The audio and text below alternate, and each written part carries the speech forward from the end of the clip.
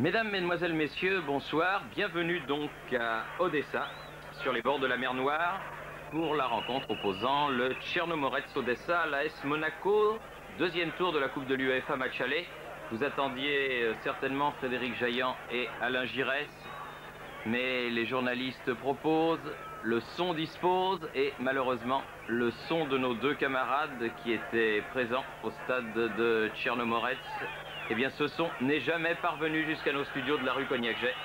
C'est la raison pour laquelle avec Jean-Michel Larquet, depuis ces mêmes studios, eh bien nous allons essayer de vous faire vivre un petit peu cette rencontre entre Monaco donc, qui attaque ici avec Luxonor, et cette équipe soviétique peu connue, qui n'a terminé que 9e de son championnat, qui n'est donc pas une des équipes phares du football soviétique, comme peut l'être Jean-Michel, le Dynamo de Kiev, le Spartak ou le Dynamo de Moscou.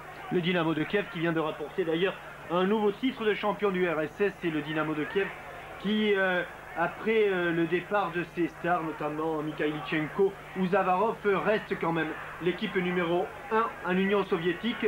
Mais c'est une équipe ukrainienne, tout comme cette équipe du Tchernomorets Odessa, qui va donc rencontrer cette équipe de Monaco, un petit peu surprenante, Thierry, dans la mesure où Arsène Wenger a laissé sur la touche des garçons comme Mendy ou comme Bijota, et qu'il a composé, je dirais, un quatuor d'attaque avec Wea, avec Passy, avec Rui Barros qui est en possession du ballon, et avec l'Argentin Ramon Diaz qui n'était pas très en forme en ses débuts de saison, et qui retrouve peu à peu la confiance de son entraîneur, qui a d'ailleurs marqué un but, c'était le dernier, à l'occasion du match retour contre Roda. Donc Ramon Diaz, si précieux l'an passé, tout au long de la Coupe d'Europe qui avait fait la gloire de l'AS Monaco, Ramon Diaz revient en force dans cette équipe monégasque.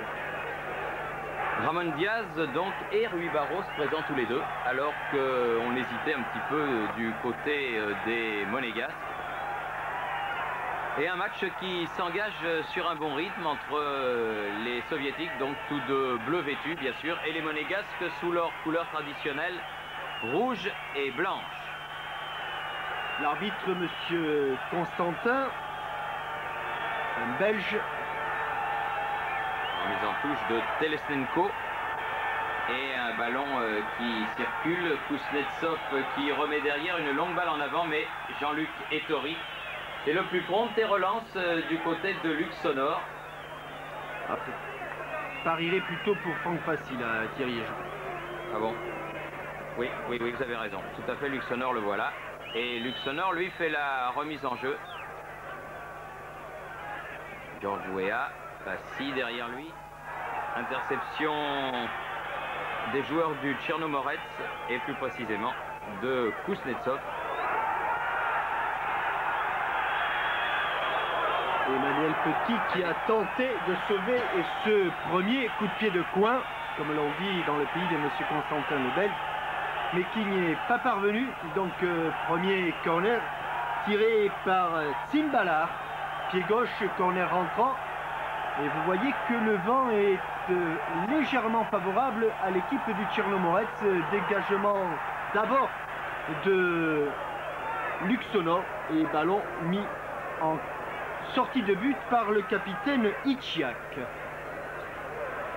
Jean-Luc Ettori, à l'occasion de ce match, doit se souvenir que dans sa carrière maintenant déjà longue, il avait réussi une belle performance avec l'AS Monaco quand ils avaient éliminé Shakhtar Donetsk il y a quelques années. Ah oui, c'était à l'époque où les bonnes performances de l'AS Monaco étaient rares, puisque les Monégasques avaient pris la mauvaise habitude de se faire éliminer au premier tour, et puis il y a eu le déclic, et l'an passé, cette demi-finale contre la Sampdoria de Gênes, qui n'est peut-être qu'un début, car on l'a vu au cours du tour précédent contre le Roda, l'équipe de Monaco est mûre pour les joutes européennes, et c'est une équipe sur laquelle il va falloir compter, en tout cas l'une des très bonnes équipes françaises de ces dernières années, comme en témoigne son actuel parcours en championnat, où l'équipe monégasque, avec 17 points, se retrouve en 3e position derrière l'Olympique de Marseille et l'AS Monaco.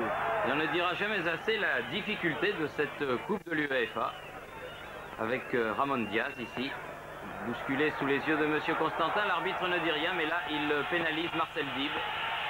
Et pourquoi cette coupe de l'UEFA est-elle aussi difficile? Eh bien tout simplement parce qu'au départ, il n'y a pas 32 candidats comme dans la Coupe des Coupes ou la Coupe des clubs champions, mais il y a 64 postulants et cela rend le parcours 2 fois plus difficile. Bon pressing, vous avez vu là de Passy et de Marcel Dib et hors-jeu. C'est très bien joué tactiquement de la part de ces Monégasques. C'est là que l'expérience est précieuse avec une défense centrale composée donc d'Emmanuel Petit et de Franck Sauzet. Franck Sauzet est totalement remis en selle à la suite de son très bon match, remarquable match même dirais-je, contre la Tchécoslovaquie au milieu de terrain au poste de capitaine.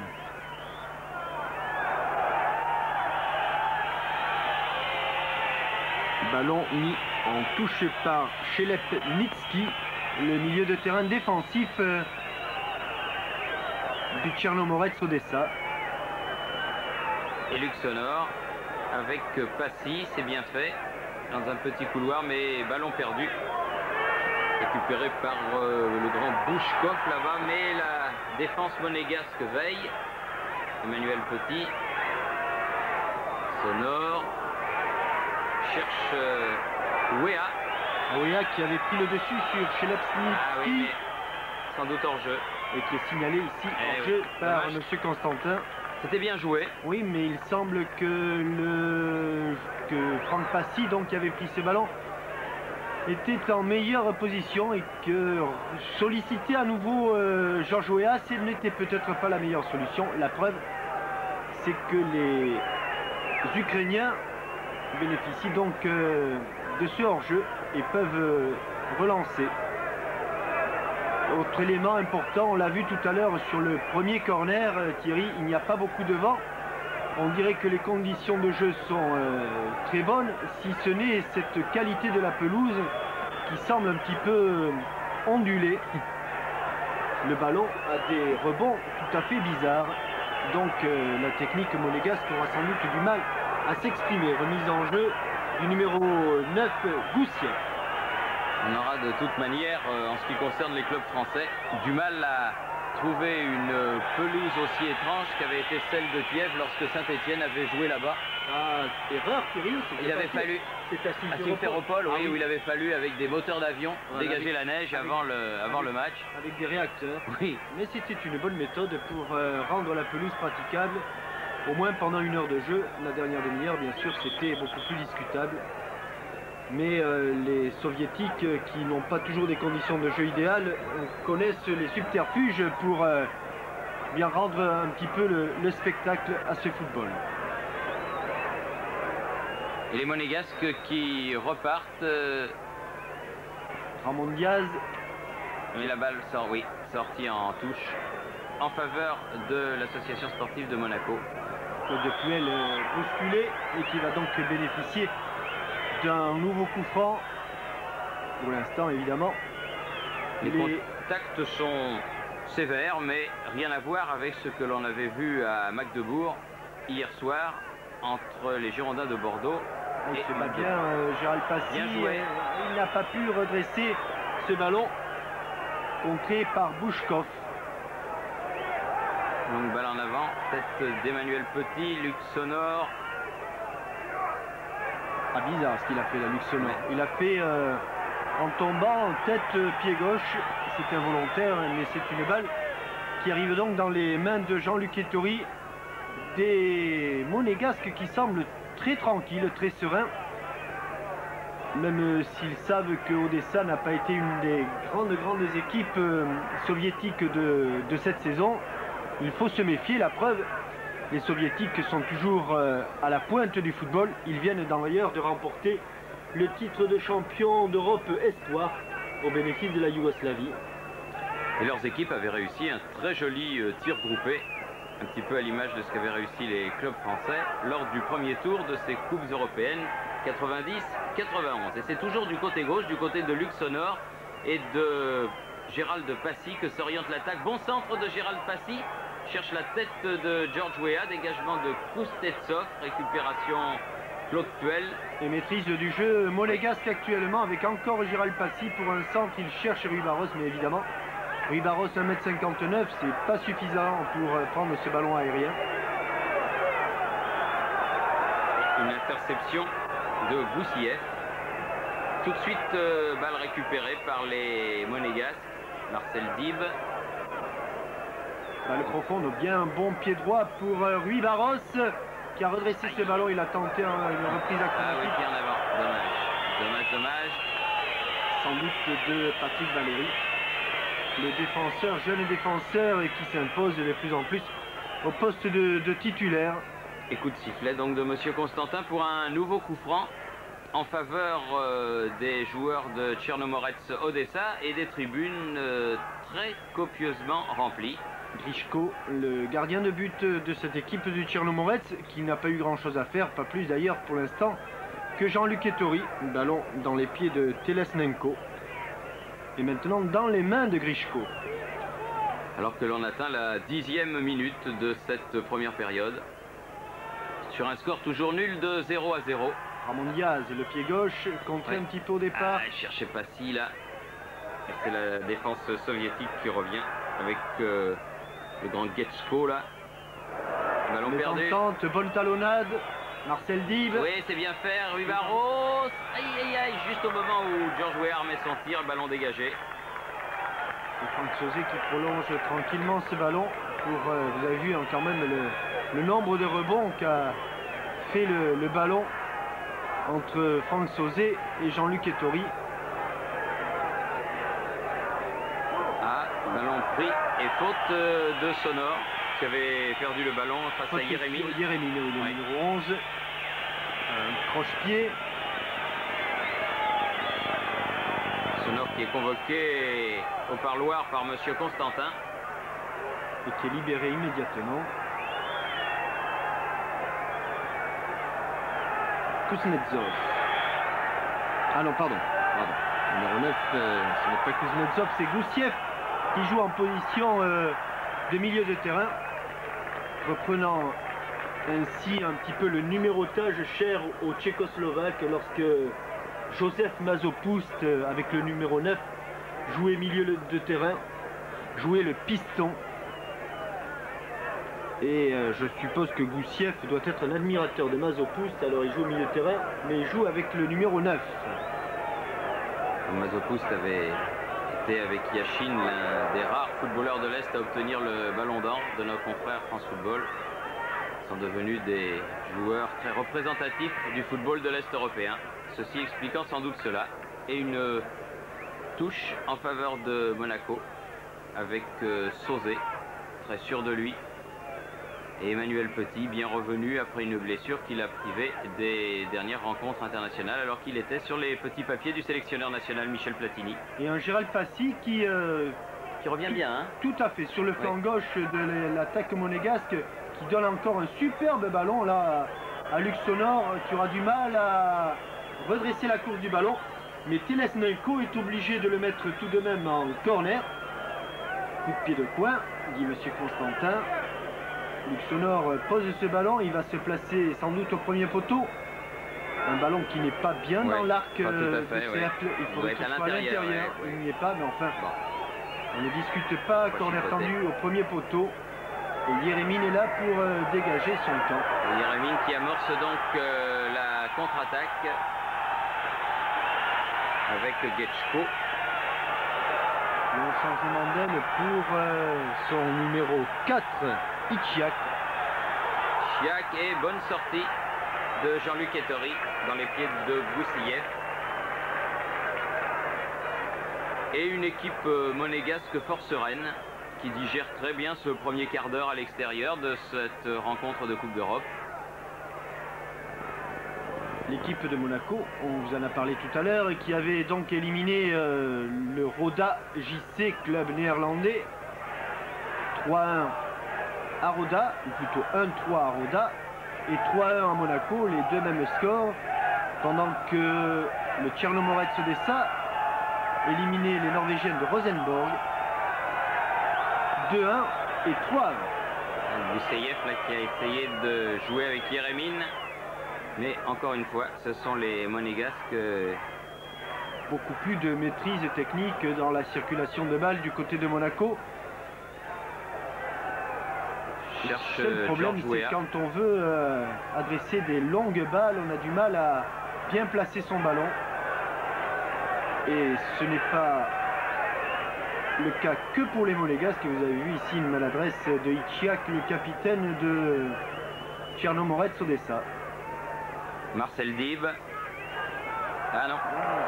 Petite mésentente entre Marcel Dib et Luxonor. Et une touche en faveur des joueurs soviétiques. Marcel Dib, lui aussi, qui avait été blessé et qui n'est revenu qu'à l'occasion du dernier match de championnat contre Toulouse. Marcel Dib qui avait marqué un but superbe à Roda, malheureusement refusé, vous vous souvenez, alors qu'on atteint... Une faute de Rui Barros. On atteint la fin du premier quart d'heure. En première mi-temps.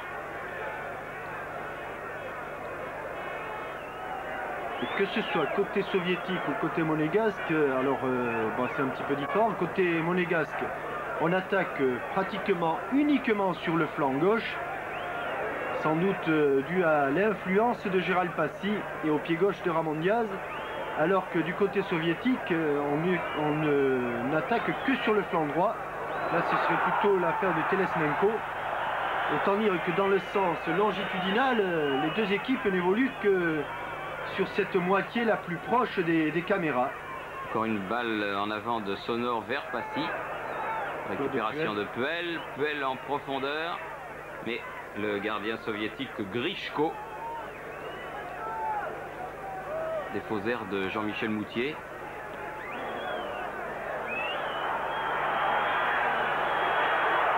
Ballon récupéré en attaque par Kondratiev pour les soviétiques. Grechko encore qui tire, mais la balle passe assez nettement finalement à côté du but défendu par Jean-Luc Ettori. Grechko qui a tenté plutôt un centre tendu devant le but de Jean-Luc Ettori. En fait, il n'y a eu ni centre ni tir, car il était en déséquilibre complet. Encore sans doute une farce du terrain. Et un ballon qui s'est envolé largement au-dessus de la transversale de Jean-Luc Ettori, qui n'a même pas accompagné ses ballons en sortie de but. Oui, bon ballon bien pris de la tête par les soviétiques et Bouchkov notamment, mais tout de suite récupération. Henri Barros, vivacité, qui joue avec Ramon Diaz. La récupération, Jean-Michel, du ballon en milieu de terrain est essentiellement monégasque. Oui, pratiquement. D'ailleurs, sur le plan tactique, les soviétiques éliminent leur milieu de terrain. Ils ne jouent que par longues balles. Ils passent au-dessus de leur milieu de terrain. Les défenseurs cherchant rapidement les attaquants. Mais ça, c'est dû à un système et à un système de jeu typiquement des joueurs de l'Est. Vous l'avez vu hier également, où les défenseurs de Magdebourg cherchaient régulièrement en profondeur leurs attaquants qui étaient donc Rossler et Lassig. Et Bouchkov qui remonte le ballon avec cet arrière droit Telesmenko. Encore une intervention de Luxonor très décidée. George Weah. Un écran avec Ramon Diaz. Ouais, c'est bien fait. Tout cela, ça va être un petit peu juste. Oui, ah, bien fait, Dib. Il peut centrer. Non, l'arbitre a signalé en jeu, me semble-t-il. Mais que ce terrain semble mauvais et que ce ballon semble difficile à maîtriser. Quand même bien meilleur que la Mosson aujourd'hui. Hein. Je suis pas sûr que ça facilite davantage le football. Parce que si on a un ballon rond en football, c'est pour qu'il ait des rebonds normaux. Autrement, on peut jouer avec un ballon de rugby sur un bon terrain ou un ballon de football sur un mauvais terrain. Les rebonds sont à peu près les mêmes. C'est vrai qu'il a tendance à taper le ballon. On le voit sur les échanges de près entre les joueurs. Avec Emmanuel Petit, une nouvelle fois qui monte. George Weah, un peu court. Dégagement de Bouchkov. Et récupération pratiquement instantanément des Monégasques dès que les Soviétiques leur prennent le ballon. Bon jeu en triangle, et oh, beaucoup de sombrero. Et il a tenté le grand pont. Et Telesnenko du bout du pied a mis ce ballon en touche. Maîtrise totale du ballon pour les joueurs d'Arsène Wenger. 20 minutes de jeu. Moitié pratiquement à 1 minute près de la première période. Et toujours 0-0 entre Tchernomorets Odessa et l'association sportive de Monaco. Non. Voilà, le ballon n'était pas sorti de la surface de réparation. Alors on remet ce ballon dans la surface de but.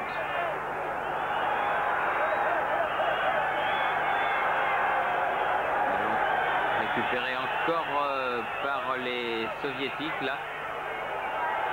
Sur le côté gauche, Yeremino, une faute. Oui, il a sifflé, monsieur Constantin. Faute de Rui Barros. C'est rapidement joué par Ichiak. Encore Ichiak. Kondratiev. Ouh, heureusement que Emmanuel Petit était là en couverture et que 2 soviétiques se sont gênés. Dans le numéro 9, Goussiev. Goussiev et Yeremin, me semble-t-il. En tout cas, c'était une action chaude face au but de Jean-Luc Ettori. Malheureusement, pas de ralenti chez nos amis de la télévision soviétique pour juger justement de la chaleur de cette action. Mais enfin, il y a dû y avoir un petit frisson quand même. Gérald Passy un peu court. Mais la touche pour les Monégasques. Luxonor. Avec Passy. Ballon perdu.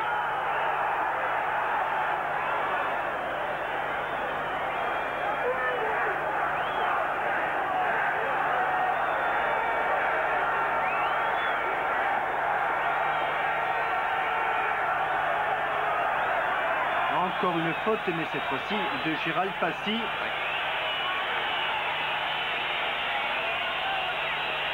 Alors que le joueur soviétique reste au sol, c'est le numéro 8 Getchko, vu international, et que l'arbitre, M. Constantin, a jugé que ça n'était pas trop sérieux et que le soigneur n'avait pas à intervenir.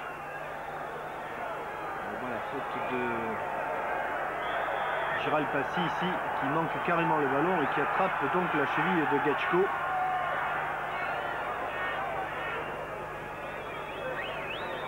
Alors si vous avez des ralentis, c'est grâce à la présence de notre ami Gérard Van der Gutt. Ce magicien de l'image qui arrive à faire des choses tellement extraordinaires. Gousseyev, Yeremin. La bonne balle longue pour Getchko à la lutte avec Franck Sauzet. Faute de Franck Sauzet. Ouais. Encore une fois, il est au sol. Simbala. Et M. Constantin rappelle à l'ordre le libéro de l'AS Monaco. À quelques centimètres près, cette faute était dans la surface de réparation.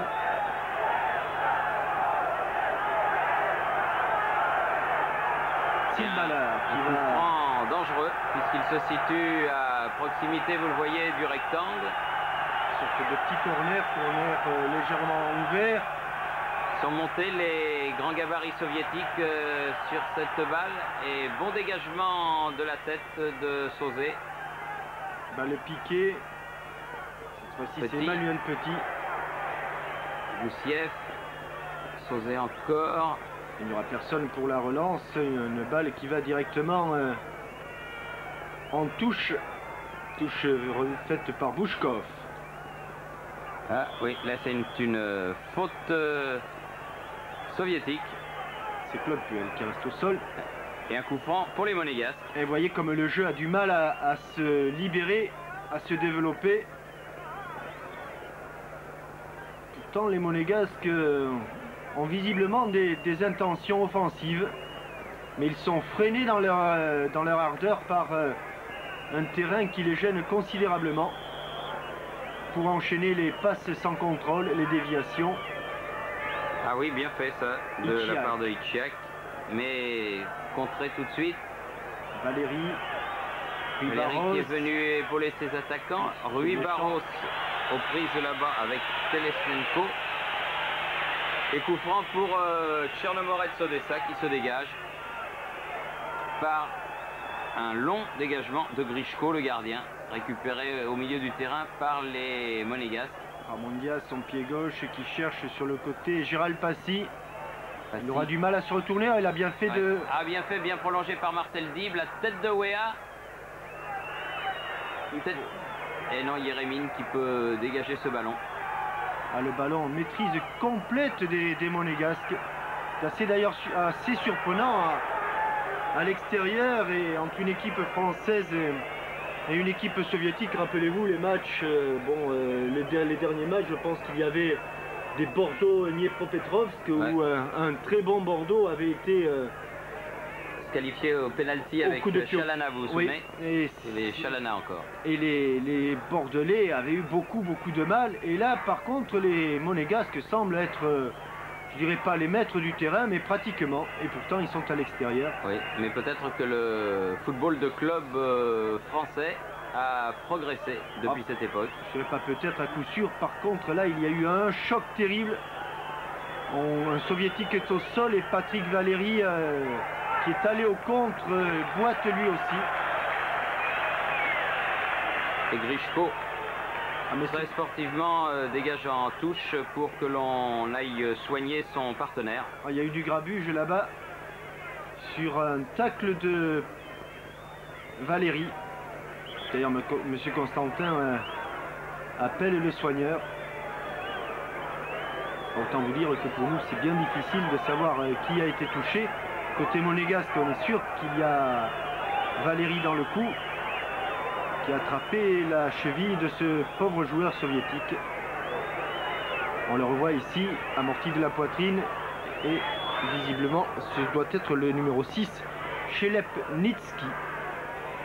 Il reste d'ailleurs au sol.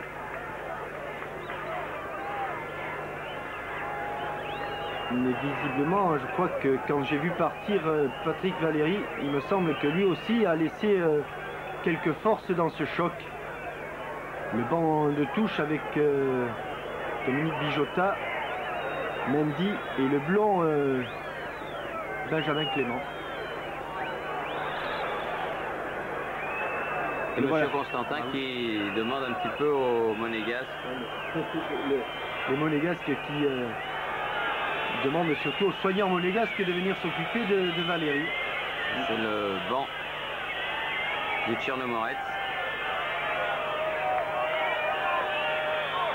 Pendant ce temps, Georges Weah et Gérald Passy essaient de discuter pour mettre au point quelques combinaisons offensives, car pour l'instant, c'est vrai, le grand Grichko, le grand gardien de but du Chernomorets. Les supporters le sentent, c'est pour ça qu'ils agitent cette banderole. Le Chernomorets, Grichko n'a pas été lui non plus souvent en danger.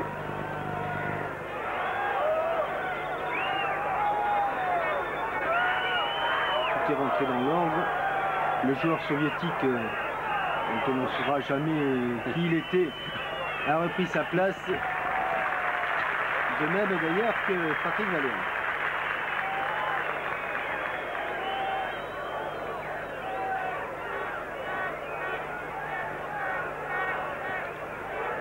En avant de Kuznetsov.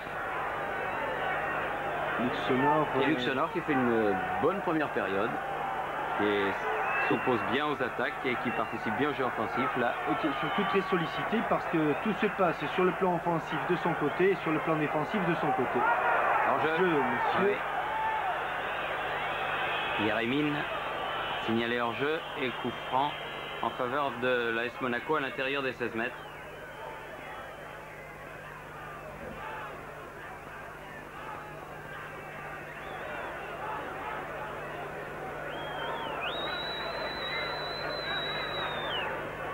Préfère dégager loin. Et prendre tout son temps, ce en quoi il a parfaitement raison. Tout simplement parce que remonter un ballon est chose hasardeuse sur le terrain d'Odessa. Dib perdu le ballon face au numéro 10 Kondratiev. Et bon pressing de Rui Barros. Récupération. Superbe ce qu'a fait. Oui, Gérald Passy, bien joué. Dommage que M. Constantin n'ait pas laissé l'avantage. Il a sifflé une faute d'un joueur soviétique à qui il donne d'ailleurs un carton jaune. C'est Bouchkov. Carton, voilà. Le défenseur central, l'un des deux défenseurs centraux avec Ichiak de cette équipe du Tchernomorets. Alors que l'on atteint la demi-heure de jeu, c'est le premier carton de ce match. Un match qui n'a rien à voir sur le plan de l'engagement physique avec la succession d'attentats que l'on a vu hier sur le terrain du Ernst Grube Stadion de Magdebourg, où là, ça volait très très bas. Yeremin pour dégager... Surprenant du reste parce que les années précédentes, les arbitres européens étaient beaucoup plus sévères, me semble-t-il, qu'ils ne le sont cette année, alors que pourtant il y avait eu, vous vous en souvenez, en Coupe du Monde, Jean-Michel, des consignes de données. Dommage qu'elles aient été oubliées aussi vite, mais à souligner aussi que M. Holzmann, qui officiait hier au cours de cette rencontre, doit être crédité d'un très bon match. Très bon. Donc vous voyez que c'est pas facile. Il a été sévère dans un match difficile et on aurait voulu qu'il soit encore plus sévère. C'est vrai. Un expulsé. 4 cartons jaunes du 4 d'un côté et 2 de l'autre. Et 2 de l'autre. C'est pas mal. Oui. Et toujours une belle défense intelligente de cette équipe dirigée par Arsène Wenger. On peut compter sur les doigts de la main les fois où les soviétiques sont entrés dans la surface de réparation de Jean-Luc Ettori. Une fois, je crois. Bouchnov obligé d'orienter sur le côté gauche là-bas. Regardez comme Claude Puel va sur le porteur du ballon réaliser son pressing. Un pressing qui profite à Franck Sauzet qui récupère très tranquillement ce ballon. Ouéa qui a été revenu très loin. Ouéa qui n'a plus son tranchant du début de saison, on l'expliquait, parce que il y a ce qui se passe au Libéria qui le perturbe énormément. Il est sans nouvelles de sa famille depuis de longues semaines maintenant. Ah oui, une famille qui habite, alors que là il y a eu une action dangereuse, une famille qui habite tout près du port de Monrovia, et c'est précisément dans ce coin-là qu'ont eu lieu les combats les plus affreux, parce qu'il n'y a pas d'autres mots, et où d'ailleurs ça continue. Vous avez eu des reportages dans nos journaux de TF1, et ce n'est vraiment pas beau de voir ce qui se passe actuellement là-bas. Alors comprenez que le pauvre Georges Ouéa, qui est sans nouvelles, soit lui aussi inquiet, et que évidemment ce qui se ressent sur le plan moral se ressent évidemment sur le plan physique. Oui, bien joué Emmanuel Petit là, qui a écarté ce ballon. Ah, là aussi, faute du terrain, une fausse queue de Goussiev. Goussiev qui avait donné à Ichiak, son capitaine. Récupération de Bouchkov. Simbalar. Yeremin était parti en pointe, mais le ballon ne lui est jamais arrivé, jamais parvenu. Alors que l'on est entré dans le dernier quart d'heure maintenant. Salut aux footballeurs de Monaco. C'est sympa. Très sympa. Hein? Étant donné que c'est sur un fond bleu, on suppose que ce sont des supporters du Tchernomorets, puisque Tchernomorets joue avec un maillot un équipement qui ressemble un petit peu à celui du Naples de Diego Maradona. Oui. Du Naples ancienne formule, parce que le Napoli a changé ses maillots également. Simbalar, mis à terre par Valéry. Coup franc en faveur des Soviétiques.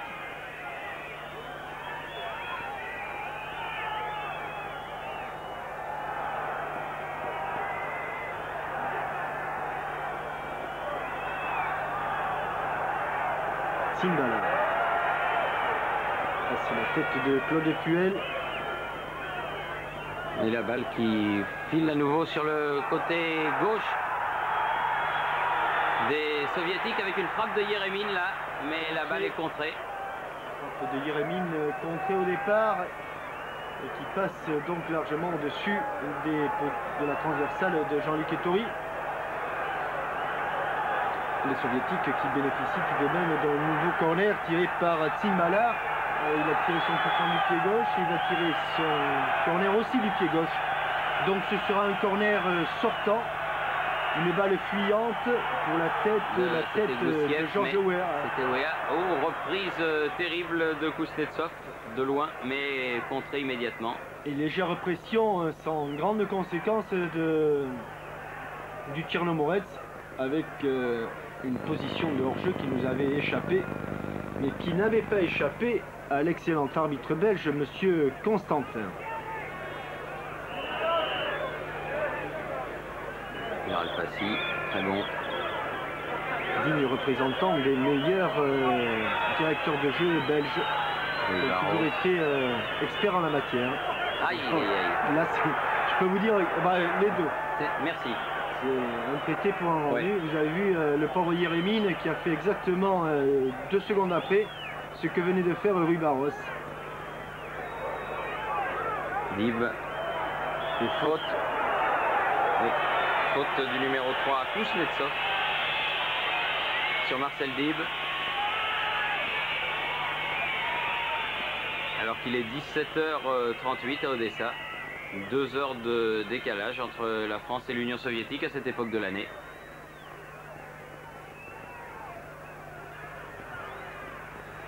Au coup franc, Passy, Franck Sauzet, feinte de frappe, tire là aussi à côté. Et vous vous souvenez des 2 coups francs qu'avait décoché Franck Sauzet lors du match France-Tchécoslovaquie, et notamment du premier qui avait obligé Stechkal à s'y reprendre à 2 fois.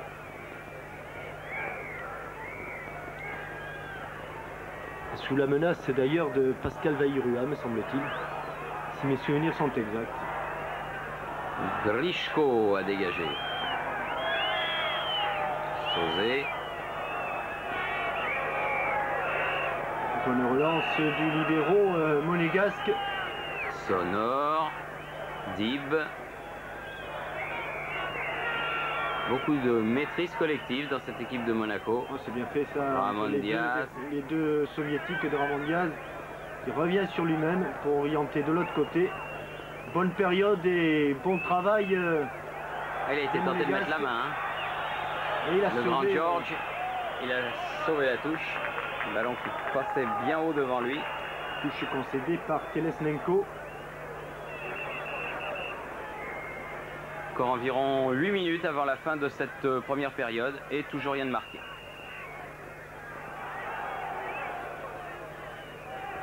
Alors que le sponsor des soviétiques, la Blasco, c'est les chantiers maritimes qui se trouvent à Odessa, en mer Noire, non loin de l'escalier du cuirassé Potemkin. Je connais un très bon chocolatier du nom de Blasco, mais je ne connaissais pas. Oui. Je ne connaissais pas. Ben, on ne peut pas connaître les chocolatiers et les chantiers navals. Tout choisir, Thierry, je vous assure, je préfère le chocolat. Oui, je comprends ça. Un corner. Encore toujours sortant. Simbala, où Yérémine était à la reprise. Et frappe de Goussiev, mais largement au-dessus du but de Jean-Luc Ettori. Et au moment où approche la fin de cette première période, on sent vraiment ces Monégasques très sereins.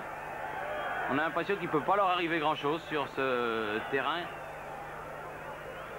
Très loin de leur base, car un déplacement à cette époque de l'année en Union soviétique n'est jamais chose facile.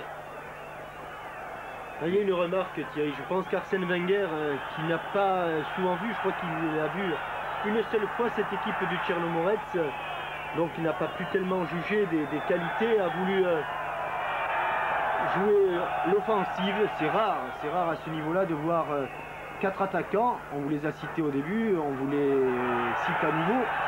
Donc de droite à gauche, il y a Rui Barros, il y a Georges Weah, il y a Ramon Diaz et il y a Gérald Passy. Eh bien, ce n'est pas parce qu'on joue avec 4 attaquants qu'on se procure plus d'occasions de but ou qu'on marque plus de buts. Ah, et une petite Ola qui essaye de voir le jour dans les tribunes du stade de Tchernomorets Odessa. Mais ils n'ont pas encore tout à fait l'habitude, alors ils ne font pas tous en même temps, ce qui pose certains problèmes.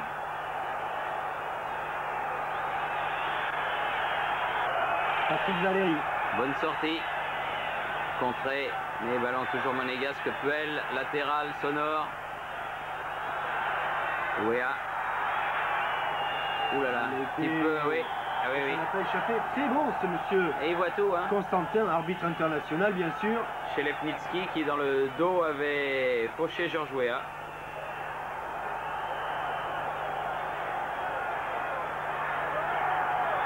Et surtout, monsieur Constantin fait mettre les joueurs à 9,15 m sur les coups francs.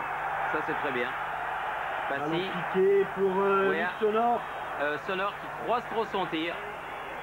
Dommage, car là, il était en belle position. Et il n'y avait pas de position de hors-jeu. L'appel de balle était bon. La balle piquée, frappe en rupture de Gérald Passy était elle aussi excellente. Regardez comme cela semble facile, évident, et pourtant malheureusement Luc Sonore a mis ce ballon à côté. La plus belle occasion en tout cas depuis le début de ce match, et elle est en faveur des Monégasques. Le croisé.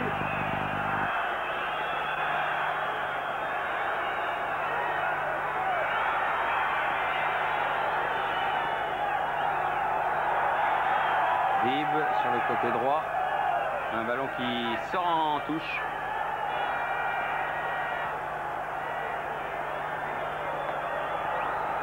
Itchiak, le capitaine du Tchernomorets qui fait la remise en jeu.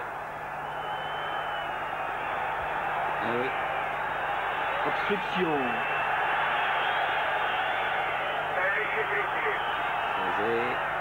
Dib. Sonore.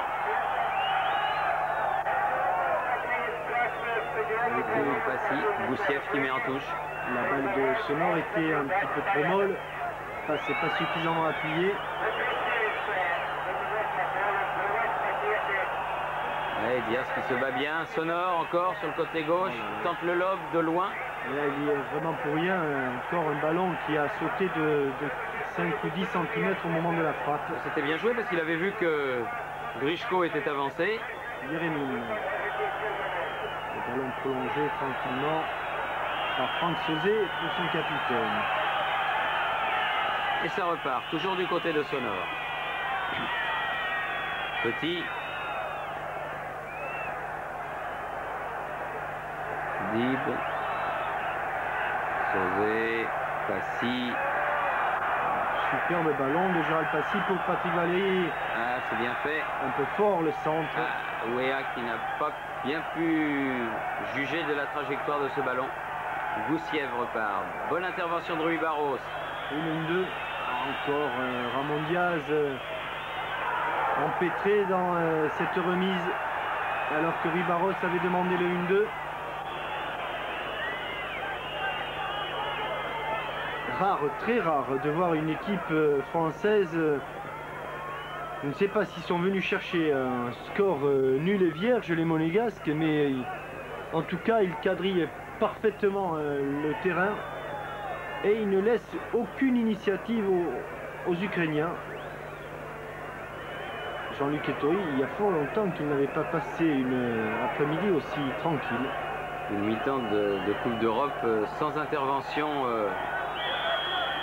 avec une faute. Encore sur Sonore. Faute de Kondratiev.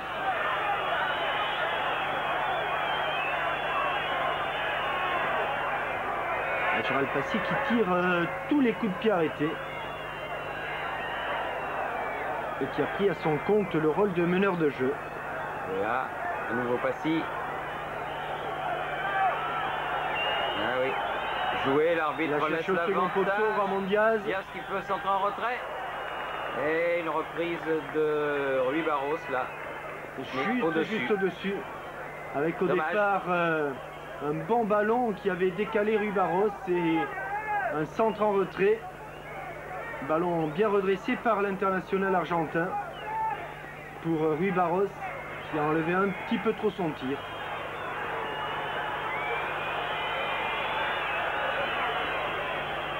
Dernière seconde de cette première période.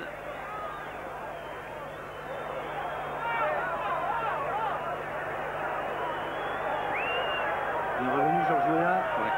Weah qui est allé sur l'aile gauche là.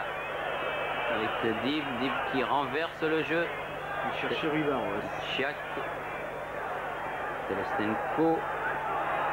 Kondratiev et faute sur Yeremin dans le rond central.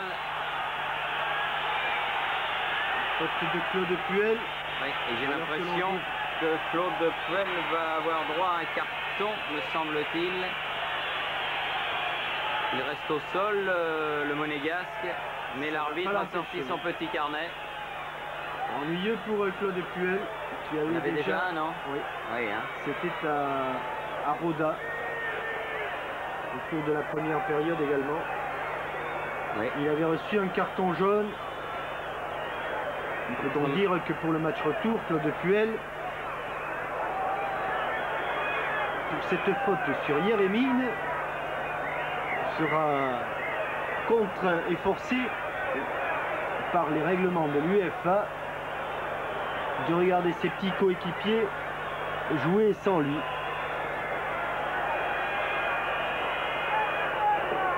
Et très patiemment, monsieur Constantin attend, alors que Jeannot Petit... C'est vrai qu'au départ, il ne voit pas, mais c'est vrai qu'à l'arrivée, il peut éviter ce tacle. Voilà, il s'est relevé, Claude Puel, pour se voir signifier qu'il avait reçu un carton jaune, synonyme de suspension.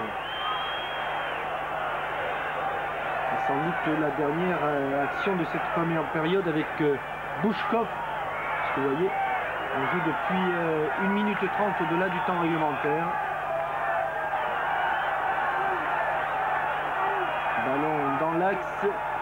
Avec un bon dégagement de la tête de Franck Sauzé, mais tout de suite récupération des joueurs soviétiques. Tsimbalar dépossédé du ballon toujours par Franck Sauzé, très maître de son art.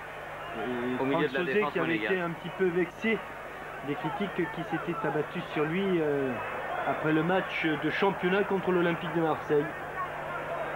Alors qu'on a vu un parachutiste qui est arrivé un petit peu en retard parce que la première mi-temps... S'il a porté le ballon du match, c'est un peu tard. Ou alors il devait arriver à la mi-temps et comme il y a eu des arrêts de jeu, voilà, du coup monsieur Constantin qui l'a vu siffle la fin de la première période, donc 0-0 entre Tchernomorets Odessa et l'AS Monaco. Disons que les Monégasques ont fait la moitié du chemin, une bonne chose de faite. Reste à savoir ce qui va se passer en deuxième mi-temps. Ça sera dans quelques instants. Pour l'instant, Bruno Kaufmann va nous tracer un résumé de la rencontre qui a opposé tout à l'heure l'équipe de Montpellier à l'équipe du STEA de Bucarest. Et ensuite, nous parlerons des résultats de cette soirée européenne. À vous, Bruno Kaufmann. Et une petite... Égalité 0-0. Les Monégasques qui ont eu les meilleures occasions au cours de la première période, mais qui n'ont pas pu ouvrir la marque.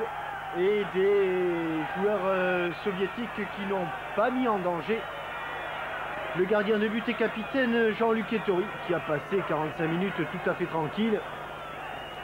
Et avec la nuit qui est tombée donc sur le stadion central de Tchernomorets Odessa.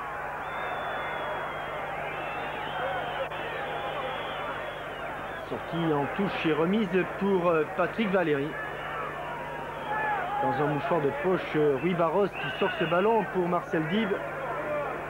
Ballon profond et Bouchkov loin devant. Yeremin. Tsimbalar face à Patrick Valéry et à Georges Weah revenu. Tsimbalar, petit pont sur Georges Weah.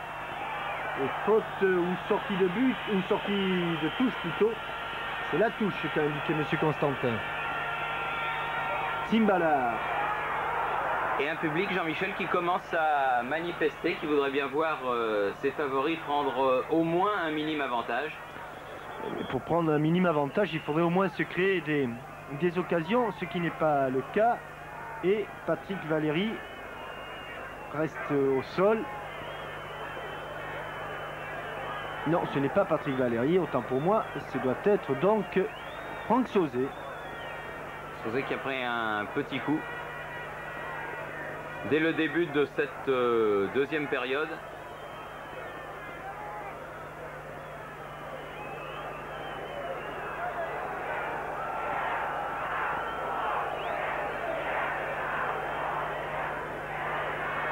Pas trop grave, le garçon est solide.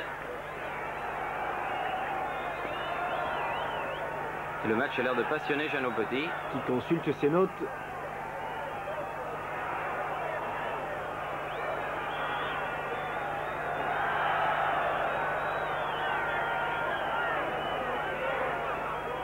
Alors que l'entraîneur du Tchernomorets se fait visiblement du souci devant l'incapacité qu'ont ses joueurs à porter le danger face au but de Jean-Luc Ettori. Battu là les Monégasques qui récupèrent néanmoins le ballon. Rui Barros. Décidément, ils aiment bien ce côté. Ils n'avaient pratiquement pas attaqué du côté droit en première période. Et puis les voilà maintenant qui ont changé. Itchiak qui a fait la remise en jeu.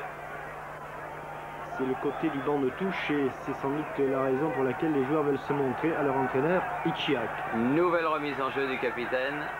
Yeremin contré. Et il progresse par touches successives. Les joueurs du Tchernomorets, c'est la troisième là, en l'espace de quelques secondes. Simbalar. Qui a cherché le coup franc. Monsieur Constantin est là. Ah oui, joli petit pont. Mais il y avait peu de couverture et les Monégasques ont pu se dégager.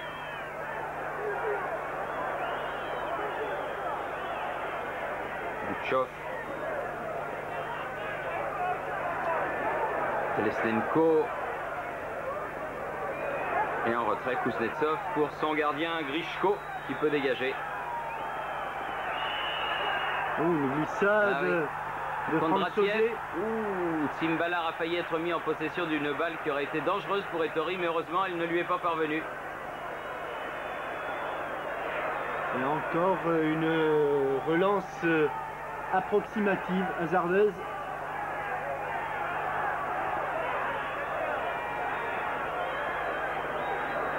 Simbalar. Itchak. Sieff. Faute, non. Non, monsieur Constantin n'a pas sifflé.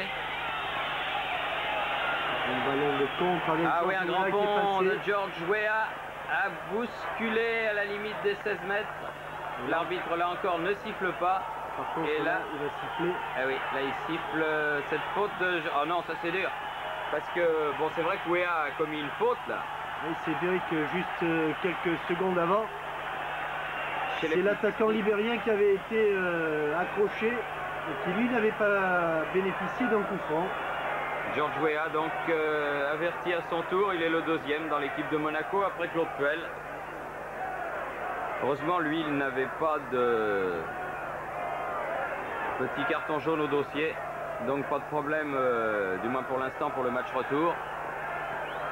Ce qui on vous l'a dit ne sera pas le cas du milieu de terrain monégasque Claude Puel.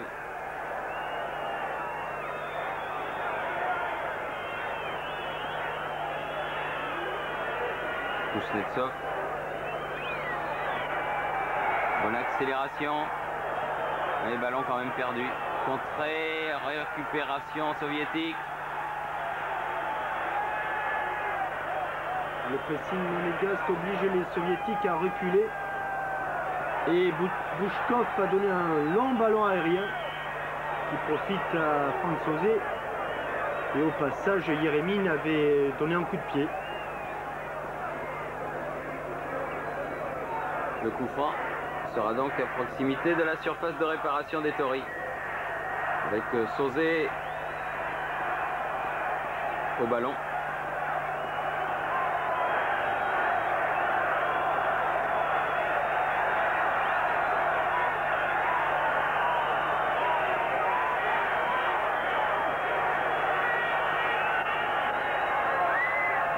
Et Kondratiev. C'est quand même un petit peu du aura football. Jean-Luc Ettori est obligé de sortir et de dégager comme un défenseur menacé.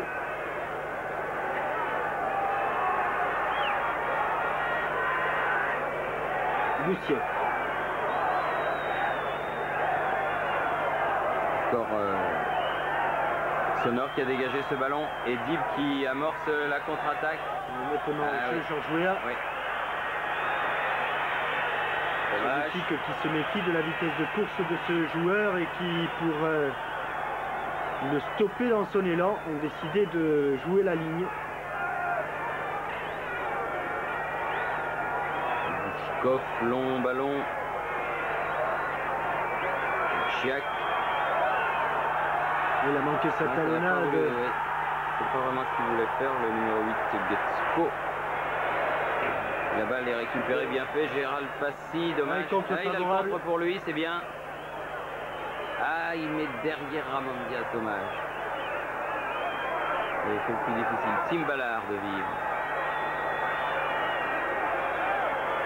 Il y a beaucoup de vivacité dans le tacle de Rui Maros. Et sortie de Georges Weah. En puissance, en force. Là, il va avoir du mal parce qu'il est un petit peu en retard. Qui est venu l'aider. Sur un pas de faute, Claude Puel, sous la menace d'un carton jaune déjà. Oh, ça fait plusieurs fois que les joueurs glissent. Odessa étant quand même au sud de l'Union soviétique, tout près de la mer Noire, je ne pense pas qu'il y ait un terrain qui soit en train de geler, Thierry. Non. Mais ça fait quand même plusieurs fois que les footballeurs et surtout les monégasques glissent. Georges Weah qui vient. Oui, il y a encore un déséquilibre. Par contre là, Valérie a réussi un tacle parfait et il obtient ensuite un coup franc.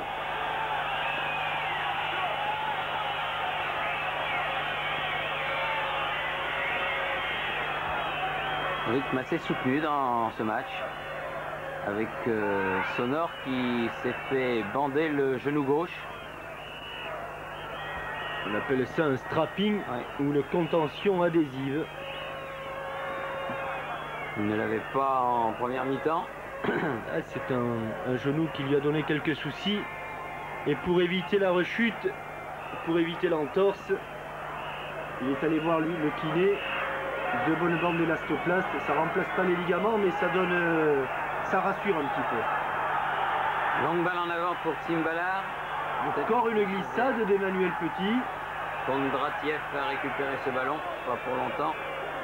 Je suis quand même curieux de savoir ce qui se passe. Où ça a l'air pourtant de ne pas être pur, mais peut-être de la rosée qui est l'humidité, tout simplement. Oui, la soirée commence en Union soviétique au moment où commence cette deuxième mi-temps, avec encore Luc Sonor à la pointe du combat. Et la soirée ukrainienne est humide. Oui. Bouchov. Pas de coup de sifflet de monsieur l'arbitre. Toujours Sonor, Dib. Oh là, il y a une faute. Là, non, il n'a pas encore sifflé. Le premier coup non, mais le second oui. Faute sur Gérald Passy. Puis sur Emmanuel, d'abord sur Claude Puel, mais celle-là, elle n'avait pas été sifflée. Celle qu'a sifflé monsieur Constantin, c'est celle que va frapper Gérald Passy. Et un coup franc qui peut provoquer une situation dangereuse face au but de Grichko. Pied gauche de Gérald Passy, Ichiak. Et Tim Ballard qui dégage ce ballon en corner. Juste au coin, à proximité du drapeau, alors qu'il n'y a plus du tout de vent sur la pelouse du stade de Tchernomorets à Odessa. Et vous le connaissez ce garçon au premier plan là? Ah bah tout à fait, c'est le photographe de 11 mondial ça, non? Et le fils de Pierrot, l'ancien. Le fils de Pierrot, l'ancien jardinier du parc. L'ancien concierge du parc. Ah, oui. Voilà, qui aujourd'hui est un heureux retraité. Un heureux retraité du côté de la Dordogne. Eh oui. Il a l'air concentré, hein, tes photographes. Il a intérêt. Gérald Passy au premier poteau pour un nouveau corner.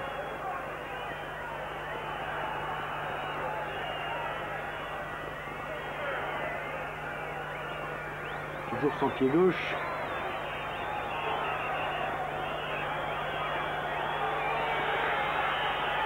Le second poteau cette fois-ci, oui. Emmanuel Petit était monté, un ballon qui a dépassé tout le monde. Oui, sauf Sérémine. Sérémine de rien. Et oh, très beau tir de Ramon Diaz, m'a-t-il semblé. Tout à fait, Thierry, bien vu. Ramon Diaz au-dessus de la transversale à la suite de ce corner. Dommage, parce que c'était vraiment Une position très peu au-dessus de la transversale. avec les grands buts, ce dont on parle, cette frappe de Ramon Diaz aurait peut-être été sous la transversale. Lorsque les poteaux feront 2,60 m de haut, on verra sans doute davantage de buts, mais enfin on n'en est encore pas là. Ce n'est qu'un projet, Bon ballon ce de n'est qu'un Puel. rêve, on est encore loin de la réalité. Ah non, là c'est récupération de Georges Weah. Quelques maladresses de part et d'autre. On n'arrive pas pour l'instant à aligner deux passes de suite, mais ça va revenir. On a l'impression qu'on a le sentiment que les Monégasques devraient mettre un petit peu le pied sur le ballon. Et encore une glissade, vous n'allez pas me dire quand même qu'il y a bien quelque chose. Alors, je veux bien que le terrain d'Odessa ne soit pas gelé, puisqu'Odessa c'est la Nice de l'Union soviétique. Oui. Chiak et Puel. Puel qui a encore donné un petit coup au passage à Getchko. Pas content. En quoi il parle, monsieur Constantin? En français. Il est russe. Il en parle en quoi? Français. Alors, il parle qu'en français, non?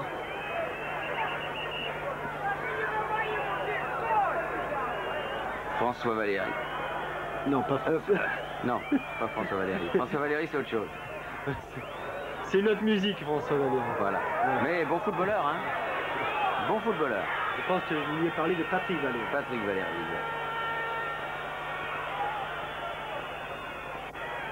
Gérald Passy. Ouh, De non. plein Ah fouet oui, pleine poire. dans le plexus. Pas dans Et le visage. attention, Pas dans le visage qu'il l'a pris, je ne sais sonore. pas, mais il l'a bien pris. Oula. Et il est là-bas allongé, Toujours. Luc Sonore. Allez, en touche. Allez. Ah non, ils veulent pas. Ils n'ont pas vu, je crois. Si, si, ils ont vu. Oui. Tête de pigeon, Check. cher à Jean-Pierre Lacoste. Et toujours le ballon en jeu, cette fois-ci Vous peut-être. savez, ça Jean-Michel, tiens justement, puisque vous me parlez de l'aile de pigeon, cher à Jean-Pierre Lacoste, j'ai reçu une lettre, et ça je vous jure que c'est vrai, d'un téléspectateur qui m'a dit, vous dites tout le temps quand il y a une aile de pigeon, cher à Jean-Pierre Lacoste, je voudrais savoir qui est Jean-Pierre Lacoste. On les dira au prochain numéro. On s'occupe d'abord de Luc Sonore, qui effectivement semble avoir été fauché en pleine course par une reprise de volée en plein visage. Tout à fait involontaire d'ailleurs de la part de Telesmenko, en plein visage, et il est parti à la renverse. Un coup d'éponge magique pour Luc Sonore. Et ça n'a pas l'air de s'améliorer. Alors que M. Constantin a fait les 50 mètres qui le séparaient de l'incident en courant à reculons. Et alors qu'on atteint la fin du premier quart d'heure de jeu. Alors c'est qui Jean-Pierre Lacoste? Vous voulez pas le dire, hein? C'est pas gentil. Mais je vous promets que les téléspectateurs se posent des questions. Hein. Non, Jean-Pierre Lacoste, c'est tout simplement le maquettiste de 11 et qui est un grand ami de Jean-Michel Larquet. Voilà, et qui est un remarquable footballeur. Voilà l'explication. Complètement groggy encore, ça a cinglé sur le visage de Luc Sonore. 18h21, un gros quart d'heure en cette seconde période, donc on vient de passer l'heure de jeu et les Monégasques sont en train d'obtenir un bon résultat. Chez les Plitsky qui relance pour l'équipe soviétique.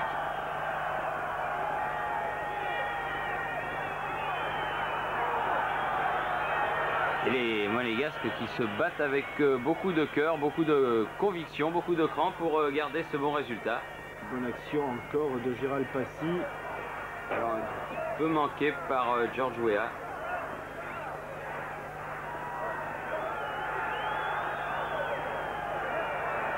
Et le match de Telesnenko qui a été obligé de revenir derrière. Les Soviétiques ont beaucoup de problèmes. Itchiak lui aussi. Et les n'a pas d'autre supporters solution. ou le public du stadium central sont un petit peu inquiets et s'impatientent. Vous les entendez siffler.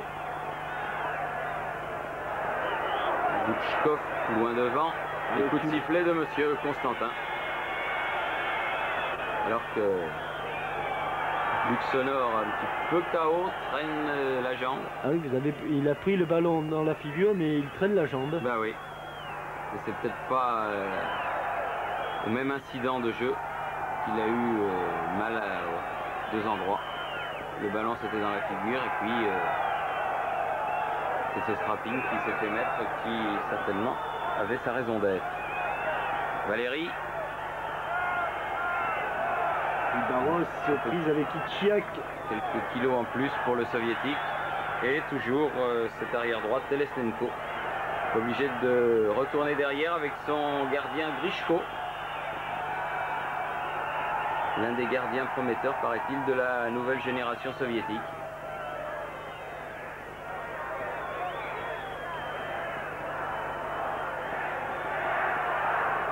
Et des soviétiques qui n'arrivent pas à emballer le match, qui sont résignés semble-t-il, qui acceptent la supériorité des Monégasques, une supériorité qui ne s'est pas encore traduite au tableau d'affichage. Mais en tout cas, si les Monégasques continuent comme ça, et en tout cas aussi si les Soviétiques ne sont pas plus dangereux, on ne voit pas comment ils peuvent réussir à marquer un but. Ils prennent leur temps. Hein. Oui, on croirait qu'ils mènent au score, ce qui n'est pourtant pas le cas. Encore un bon contrôle de Gérald Passy, bon enchaînement, amorti pied gauche et passe pied droit. Oula. Parce qu'il faudra mettre du bleu. Oui. Et heureusement, Bouchkov est là pour donner en retrait une nouvelle fois à Grishko. Dégage loin devant vers Simbalar. Yeremin maintenant. Simbalar à nouveau. Sortie un petit peu violente d'Emmanuel Petit. Mais là, monsieur Constantin n'a rien dit. Ah oui, cette fois-ci, le premier coup. Mais là, j'ai l'impression que, en ce qui concerne le deuxième, ah oui, la main à la poche, c'est mauvais signe. Au parloir. Ah oui, voilà. Là, ça fait 3, hein. Puel, Weah, puis Petit. Alors que du côté soviétique, Bouchkov a été averti en première mi-temps et Emmanuel Petit reconnaît parfaitement les faits. Et s'excuse.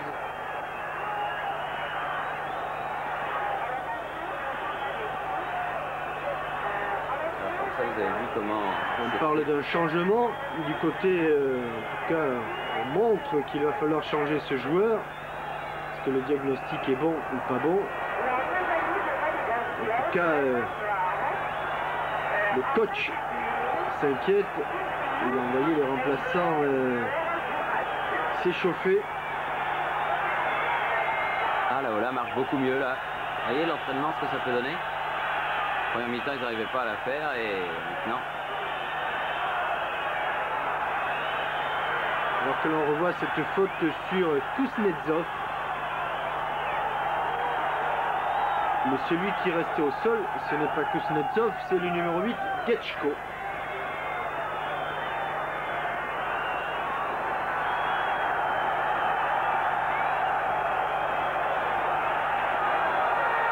Odessa qui est venu très nombreux.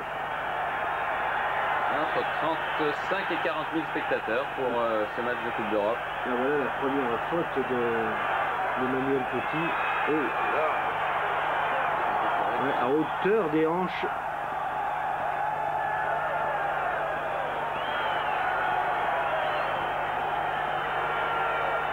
Et Getchko qui est toujours au sol.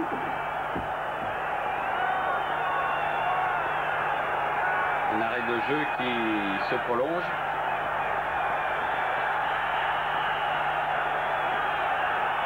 Et le jeune international soviétique, puisque Getchko fait partie lui aussi de la nouvelle équipe d'Union soviétique, qui du reste va rentrer en lice dans peu de temps dans les éliminatoires de l'Euro 92, avec un match en Italie contre l'Italie qui promet beaucoup.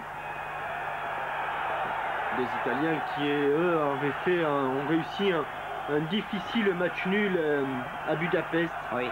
qui ont été obligés d'attendre un penalty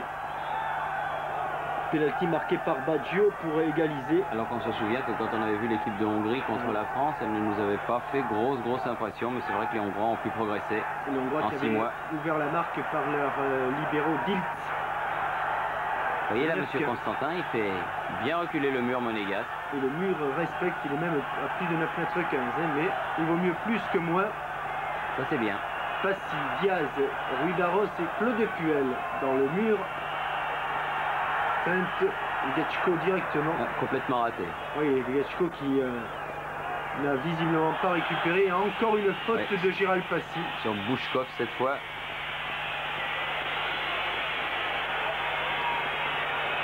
Ce n'est pas Getchko qui va frapper, mais Boussiev. Getchko, vous l'avez vu passer, boîte en bas.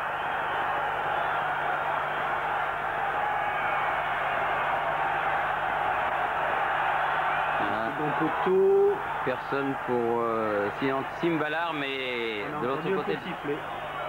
Oui, coup de sifflet donc, et une faute qui va permettre au Monégasque de se dégager, alors que Getchko va être remplacé. Voilà son remplaçant.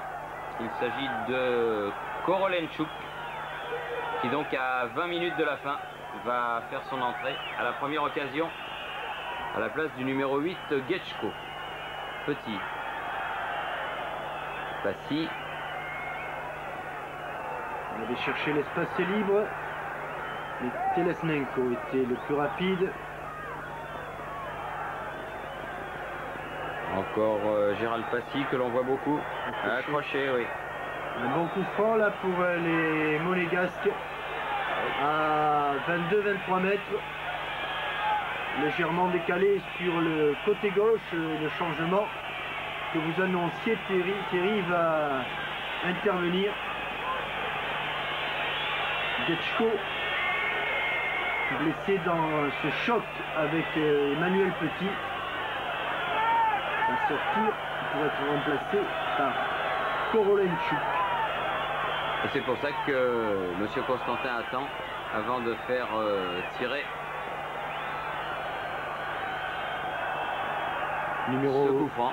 12 en place le numéro 8. Alors que la nuit est tombée sur l'Ukraine.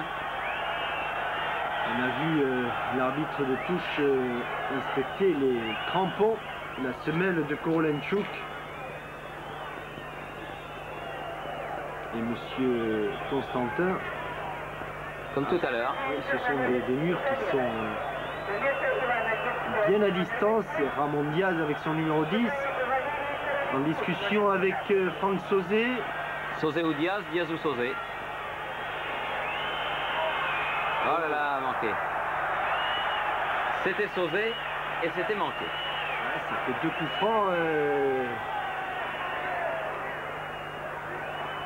inhabituels chez Franck Sauzé. Vous pouvez avoir tous les résultats de la soirée européenne. Vous l'avez vu passer sur votre écran en composant sur votre Minitel 3615 code TF1.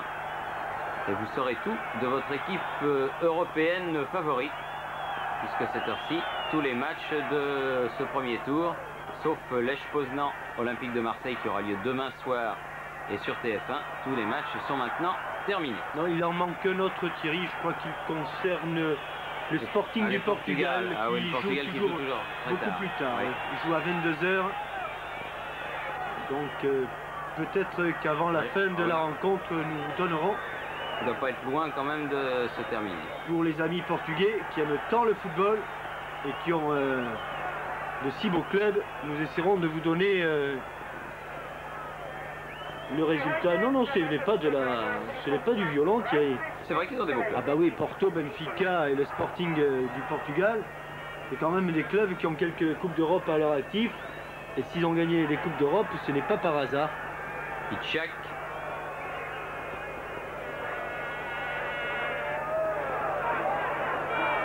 Non, elle était sortie malgré le sauvetage de Timbalar là.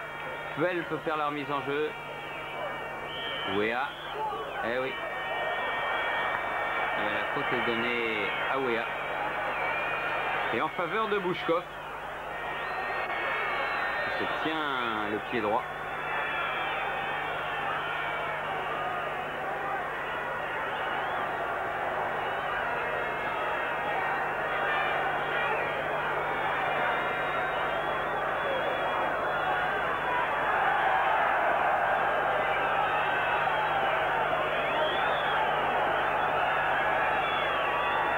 Kuznetsov.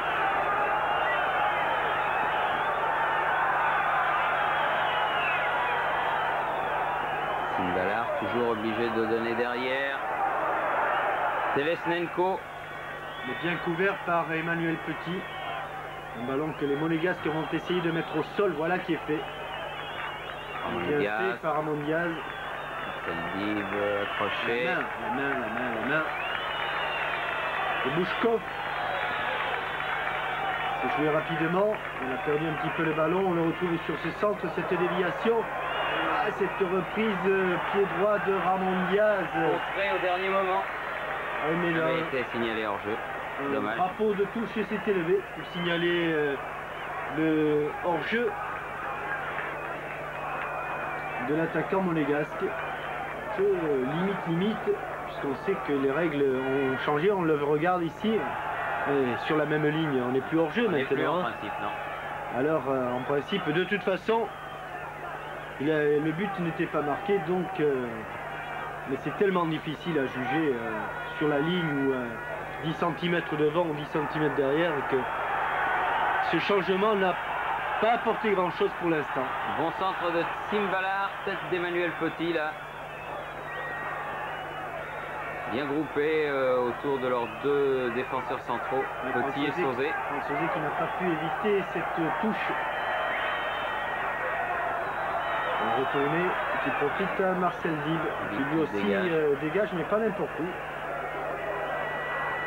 Et Wea qui n'arrive pas à contrôler le ballon. Wea qui n'est pas en réussite. Alors que Korolenchuk a touché l'un de ses premiers ballons.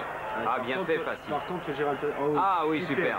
3 joueurs éliminés dans un mouchoir de poche. Ah oui. Et à la sortie, un bon ballon pour... Wea. Ah, mais... Ils ont des problèmes d'équilibre, ça c'est sûr. Ballon piqué, ballon prolongé et ballon dégagé, prise de volet indirecte de Marcel Dib au-dessus de la transversale, encore une fois, de Grichko. Dominique Bijota qui va rentrer à la place de Louis Barros, donc, puisque c'est le numéro 7 qui a été élevé.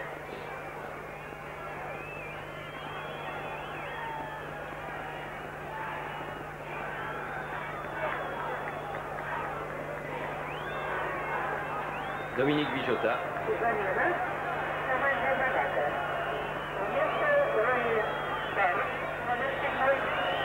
Alors qu'il reste environ un quart d'heure à jouer.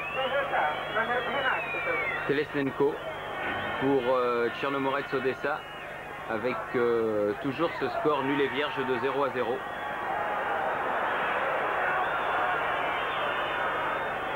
Un résultat plaisant pour les hommes d'Arsène Wenger. Et qui confirme en tout cas ce que l'on a vu jusqu'à présent et qui est quasiment inespéré,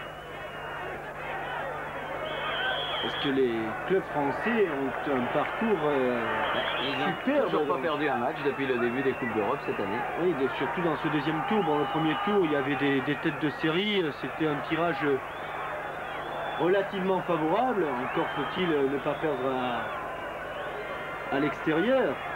Mais dans ce tour-là, on a vu la belle victoire de Bordeaux face à Magdebourg à l'extérieur, et qui plus est réduit à 10 avec ici Un arrêt de Jean-Luc Ettori, Ouais. heurté de plein fouet par Tim Ballard. Oui, et pour en revenir aussi à ce tirage, le Steaua Bucarest, on le sait quand même, a été vainqueur de cette Coupe d'Europe des clubs champions. Vainqueur et finaliste. 86, c'était à Séville contre Barcelone. Ça s'était plutôt bien passé grâce à ce grand gardien qui s'appelait Boukadam. Et finaliste il y a 2 ans. Et finaliste il y a 2 ans, là ça s'était moins bien passé. Enfin, il fallait dire que l'équipe du Milan AC était en état de grâce, et notamment ces 2 Néerlandais, Ruud Gullit et Marco van Basten, qui avaient, si mes souvenirs sont exacts, marqué 2 buts chacun. 2 buts chacun. Et qui a fait un grand match, une finale en tout cas inoubliable, en bien pour les Néerlandais et en moins bien pour ces Roumains qui ont été littéralement étriés à la Mosson, pendant que un nouveau changement intervient et que Nikiforov remplace Yeremine Thierry. Non, Goussiev. Goussiev. Goussiev. Un blond peut en cacher un autre. C'est vrai que les clubs français ont suivi la voie ouverte par l'Olympique de Marseille. On se souvient que Bernard Tapie avait dit il ne faut pas qu'il y ait que l'Olympique de Marseille, il faut qu'il y ait les autres clubs français. Vous vous souvenez dans un téléfoot, eh bien, c'est ce qui s'est passé. Alors que Bijota, qui était entré sur le terrain depuis 5 minutes, s'est déjà fait ouvrir l'arcade sourcilière droite.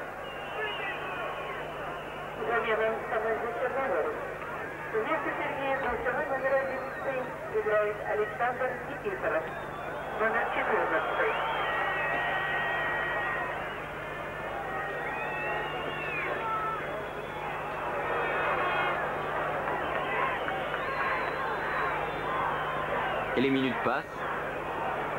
Plus qu'une douzaine de minutes à tenir pour l'association sportive de Monaco. Et toujours pas la moindre situation dangereuse devant ni les buts d'Ettori d'ailleurs, ni les buts de Grichko. C'est paradoxalement, du reste, les 2 gardiens n'ont pas eu un seul arrêt à effectuer dans leur barre. Tchak, un nouveau coup franc, loin devant. Ouais. Il a joué les ascenseurs, Franck Sauzet. Et un coup franc. Il s'est fait sanctionner par M. Constantin. Tchak. Il a tenté le petit pont, mais il l'a manqué. Trompé par la trajectoire du ballon, Telesnenko relance côté droit, interception de Gérald Passy. Encore une fois, Diaz. Ouéa. Qui a essayé de rejouer avec Sonor, mais qui n'avait pas cru en cette remise et qui fait une faute. Oui. Faute de Luc Sonor.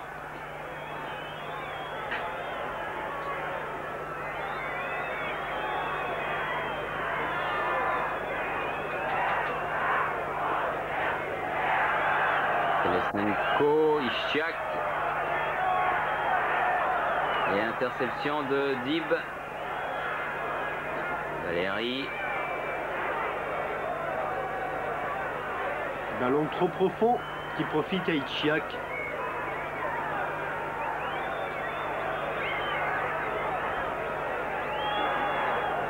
Nikiforov. Complètement manqué cette relance. Allez. Pendant que l'on a vu il n'est pas chaud. Benjamin Clément, le voilà, s'échauffer pour remplacer Georges Weah. Le 4e et dernier changement, donc les soviétiques ont utilisé leurs 2 remplaçants, Nikiforov à la place de Goussiev, Korolenchuk à la place de Getchko. Et après Bijota, eh bien, c'est donc Clément qui rentre dans l'équipe monégasque. Clément sollicité d'entrée. Ses 2 premiers ballons et qui n'obtiendra pas la touche. Il reste 10 minutes.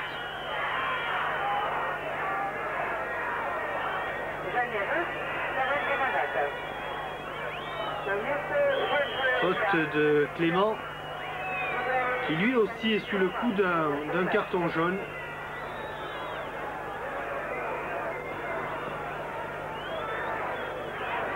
Boutchkov Telesnenko. Tête de petit. Nikiforov. Un des deux remplaçants. Il y a du jus, il vient de rentrer. Et Patrick Valéry bien défendu pour obtenir une touche à quelques minutes de la fin de cette rencontre. Et si les Monégasques peuvent tenir, bien, ils confirmeront tous les bons résultats obtenus déjà l'an passé.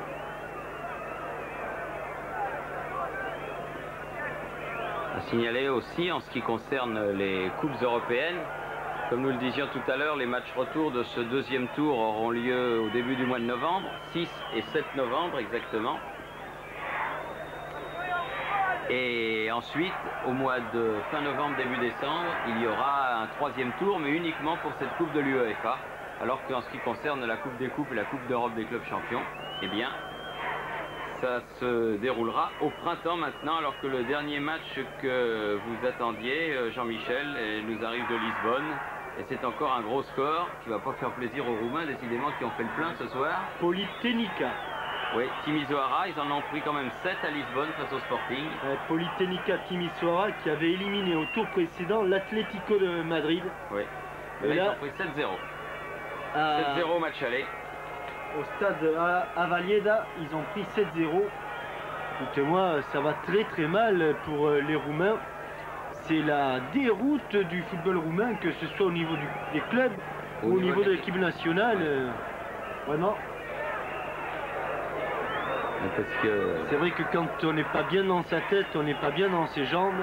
Et c'est sans doute plus vrai que jamais pour ces pauvres Roumains qui ont bien fait la révolution, mais qui en voient toujours les méfaits et pas encore les bienfaits. En espérant qu'un jour ils en voient les bienfaits. Nikiforov, Ichiak contré. Diaz sur le côté, Passy. Ah oui, avec une faute. Il n'y a pas eu de coup de sifflet. Non, il n'y a pas eu de coup de sifflet. Parce qu'il filait au but, Gérald Passy. Oui. Par contre là, sur ce pied en avant, oui, là ici. C'est bizarre. Ils marquent 15 buts en 3 matchs, ils ont encaissé, ces Roumains. 7 pour Timisoara, 3 face à Dortmund. Sans en rendre un seul en plus. 7 et 3-10, c'est... Et 5-15, le compte est bon.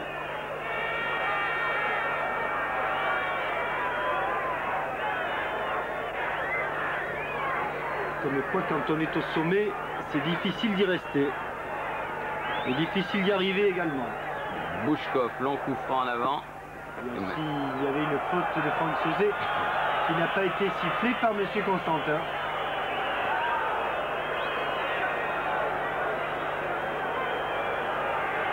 Je dirais pas que c'est une promenade de santé pour les Monégasques, mais ils devaient sans doute s'attendre à autre chose que ce qu'ils sont en train de subir. Oui, ils devaient s'attendre à être pris à la gorge par cette équipe du Tchernomorets. Mais on a l'impression de voir évoluer Jean-Michel, ce qui est le cas du reste. Une équipe en fin de saison qui a tout son championnat derrière elle. Émoussé physiquement, oui. Et puis peut-être plus tellement motivé. Car la longue trêve hivernale va intervenir en URSS.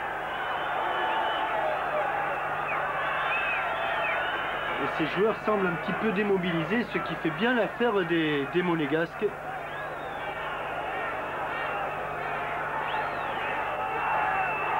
Non, même sur une touche, une mésentente entre les deux remplaçants, Nikiforov et Korolenchuk.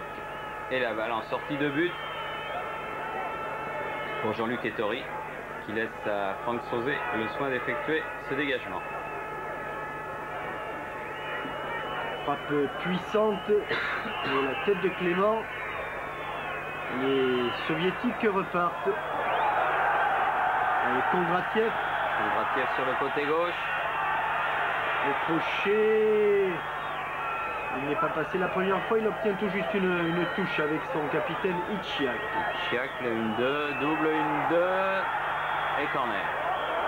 Il voulait le corner, Kondratiev, et il l'a obtenu. Ah, cette fois-ci, Tsimbala s'excite un petit peu. Et dans les tribunes aussi, on sent que ce sont les dernières minutes qui se jouent, alors que certains spectateurs commencent à quitter le stade. Un superbe match de Gérald Passy, accroché là par Bouchkov. Et Gérald Passy qui avait réussi à sortir ce ballon. Ah, s'il avait pu le jouer avec Ramon Diaz, c'était un bon ballon de contre. Jean-Michel pour nos amis portugais qui attendent les noms des buteurs. Cadete en a mis 3. Cadete qui est le nouveau buteur, hein, le successeur de Gomez. Fernando Gomez lui en a mis 2. Careca 1 et Bozinowski 1. 3 et 2, 5 et 1, 6 et 1, 7. Merci Sylvain qui décidément suit le football international à la perfection. On vous aura donné comme ça tous les résultats de cette soirée européenne. Au moment où on arrive dans les 3 dernières minutes de ce match entre Tchernomorets et Monaco, avec une attaque sur le côté droit de Marcel Div qui centre. Ouh, il y a eu une mésentente au milieu de la défense avec Bouchkov et Grechko. Et surtout un télescopage entre Clément et Grechko. Dommage parce que c'était une belle occasion sur ce centre de Marcel Div. Là, il y a eu de la casse là. On va revoir ce débordement. Regardez comme il s'applique une première fois. Il s'y reprend à 2 fois. Marcel Div, bon centre.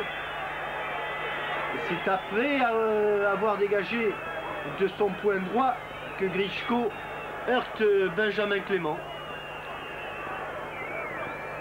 En tout cas, une bonne action de la part des Monégasques dans ces dernières minutes, avec le gardien sonné quelque peu. Et puisqu'on parlait de l'état du terrain, Thierry, espérons qu'au match retour, eh bien, le terrain monégasque qui avait été totalement refait tout au long du mois d'août aura retrouvé un aspect décent, parce que les pauvres jardiniers qui avaient fait tant d'efforts pour redonner une bonne pelouse à l'AS Monaco, à Arsène Wenger qui se plaignait tant et à Jean Le Petit, ils n'ont pas eu de chance. Les orages de la semaine dernière ont détrempé cette pelouse. Il y a eu le match Monaco-Toulouse Football Club là-dessus, et c'était un véritable champ de pommes de terre à la fin de la rencontre. À nouveau. Alors vraiment ils sont pas vernis. Ramon Diaz, but, et ben voilà, but de Ramon Diaz, et non. Et non, pourquoi? Il montre, je pense pas qu'il soit une position de hors-jeu, Thierry. S'il tape son bras gauche levé avec sa main droite, c'est qu'il estime que Ramon Diaz a peut-être aidé un petit peu. Aidé de la main, et oui, il y a un mouvement d'épaule. C'est peut-être pas très net du bras, mais c'est sûr qu'il y a un mouvement d'épaule, oui. Ah, oui. Léger, un mouvement d'épaule, et mouvement d'épaule, ça vaut un penalty sur les défenseurs. Et ça vaut pas un but si on est attaquant. Et ça vaut pas un but si on est attaquant, bien vu. Et c'est dommage parce que la 88e minute ça aurait fait bien dans le tableau. Toujours est-il que le but marqué par Diaz est refusé par Monsieur Constantin et que le score est ce que vous voyez. Que Monaco est toujours 0-0 à Odessa. Voilà. L'une des dernières touches pour et l'un des derniers coups francs. Alors que l'on joue les arrêts de jeu maintenant. Et qu'il y en a eu quelques-uns à la suite des blessures donc de Grechko et surtout celle de Getchko. 1 minute 30 je pense. Vive contrée. Cruel à la lutte pour le ballon que Bijota ne peut maîtriser. Une touche. Elle n'est pas rentrée. Elle est à refaire à l'endroit où elle aurait dû être effectuée la première fois. Mais non, elle n'est pas revenue en jeu. Donc la balle ne change pas de main. Tchak derrière pour Bouchkov.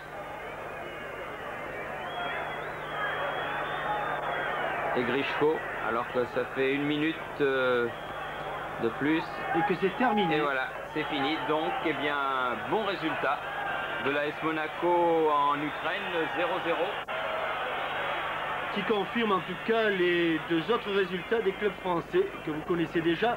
2 victoires, l'une à l'extérieur, celle de Bordeaux à Magdebourg, l'autre à domicile, celle de Montpellier. face au Steaua Bucarest. Rendez-vous demain soir. Oui, demain soir, donc à 20h45 depuis Poznan pour le match Lech Poznan Olympique de Marseille en direct sur TF1. Merci de nous avoir suivis et vous allez dans quelques instants avoir le journal de TF1. Bonne fin de soirée.